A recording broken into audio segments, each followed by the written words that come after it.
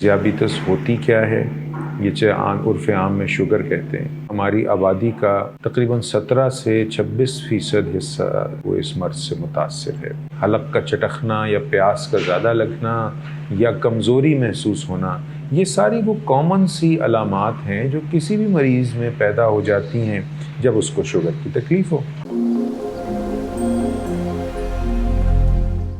Diabetes mellitus, जिसे हम ज़बान में शुगर कहते हैं, इसके मरीज़ों की तादाद पाकिस्तान में 17% है, जो कि हमारी कुल आबादी का तकरीबन 2 करोड़ बनता है। और इसमें से भी तकरीबन 85 लाख अफराद ऐसे हैं जिनको कभी भी सारी ज़िंदगी शुगर की तशख़ीस की सहूलियात मुयस्सर नहीं हो सकती। एक बहुत अहम बीमारी और एक बहुत ज़्यादा प्रेवलेंस है इसकी हमारे इस माशरे में। आज इस शुगर की बीमारी के मुख्तलिफ पहलुओं के बारे में बात करने के लिए हम मौजूद हैं गंगाराम हॉस्पिटल में, और हमारे साथ जो मेहमान हैं वो किसी तारुफ के मोहताज नहीं, प्रोफेसर डॉक्टर इमरान हसन खान साहब। वो यहाँ पर मेडिकल यूनिट 1 के सरबराह हैं और इसके अलावा डायबिटीज़ एंड एंडोक्रिनोलॉजी सेंटर के हेड भी हैं। हम प्रोफेसर साहब के नहायत मशकूर हैं कि उन्होंने अपने इतने बिजी स्केड्यूल से हमारे लिए टाइम निकाला। तो आज हम उनसे शुगर के मुख्तलिफ पहलुओं के बारे में बात करेंगे। डायबिटीज़ एक बहुत ही आम बीमारी हमारे मुल्क की है और रिसेंट कुछ रिसर्च हुई है, उसके मुताबिक हमारी आबादी का तकरीबन 17 से 26% हिस्सा आबादी जो है वो इस मर्ज़ से मुतासिर है। इस लिहाज से ये बहुत अहमियत इख्तियार कर जाता है कि हमें ये बात पता चले कि ज़ियाबितस होती क्या है, ये उर्फ़ आम में शुगर कहते हैं। तो इसके लिए हमें ये समझना ज़रूरी है कि बहुत से लोग ये कहते हैं कि ये हमारी टाइप 1 है या टाइप 2 है या ये कौन सी किस्म है। डायबिटीज़ को जब भी हम देखते हैं तो इसका मतलब ये होता है कि जिस्म के अंदर हमारे सब के शुगर जो है, ग्लूकोज़, ये एज़ एनर्जी, एज़ फ्यूल के हम इस्तेमाल करते हैं। ख़ुराक जो हम खाते हैं उसमें जो मेन कंपोनेंट्स होते हैं, जिसमें कार्बोहाइड्रेट्स, प्रोटीन्स और फैट्स हैं, ये जिस्म के अंदर जाके इसी ग्लूकोज़ को पैदा करते हैं। उनकी एक साइकिल होती है जिसके ज़रिए से ग्लूकोज़ पैदा होती है और अल्टीमेटली ये ग्लूकोज़ किसी भी सेल के अंदर ब्लड स्ट्रीम से जाती है और वो जिस्म में एनर्जी प्रोवाइड करती है।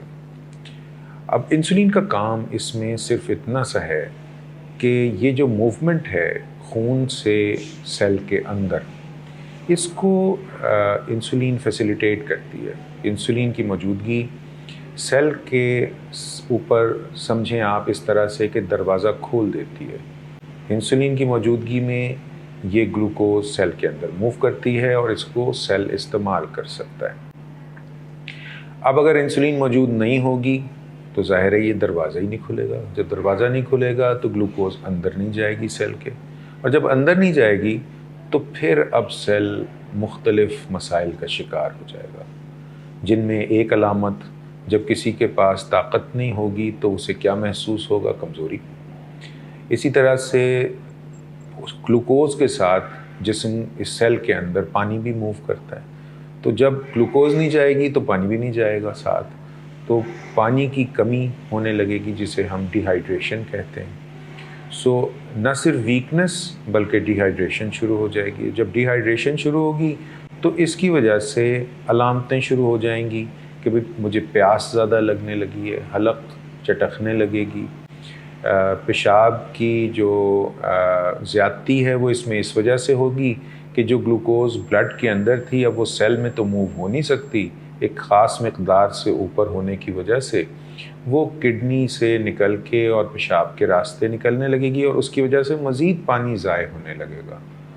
ग्लूकोज़ भी ज़ाय होगी, पानी भी ज़ाय होगा, जिसका नतीजा ये निकलेगा कि मरीज़ को बार बार पेशाब के लिए जाना पड़ेगा, मकदार भी बढ़ जाएगी और इसकी वजह से पानी की कमी भी मज़ीद पैदा होगी।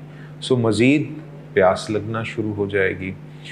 पेशाब की कमी, ज़्यादती की वजह से ज़्यादती होना, हलक का चटकना या प्यास का ज़्यादा लगना या कमज़ोरी महसूस होना, ये सारी वो कॉमन सी अलामात हैं जो किसी भी मरीज़ में पैदा हो जाती हैं जब उसको शुगर की तकलीफ़ हो।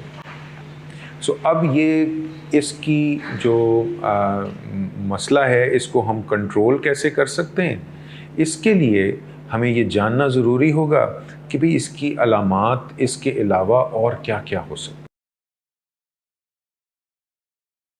امید ہے آج کی ہیلتھ ٹاک نے آپ کے نالج میں اضافہ کیا ہوگا۔ اس کو اپنے پیاروں تک شیئر کریں اور ایک صحت مند معاشرہ بنانے میں ہماری مدد کریں۔ بہت شکریہ، اللہ حافظ۔